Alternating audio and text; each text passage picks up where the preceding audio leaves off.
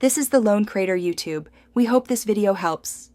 You begin by ensuring both devices have the Airdroid Parental Control app installed and your Airdroid account is active.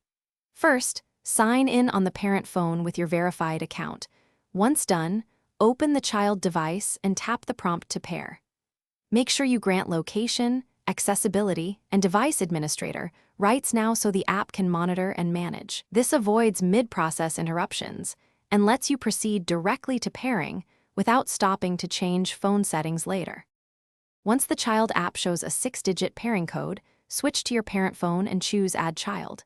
Enter the code exactly as shown and press Confirm within the time window, otherwise regenerate a new code. After pairing, name the device so you can identify it, set initial screen time limits, and approve required management prompts. This step ties the accounts and applies policies, so take a moment to verify device name and time zones. Make sure permissions persist across restarts before moving forward. To finish, open the parent dashboard and confirm the child device shows online.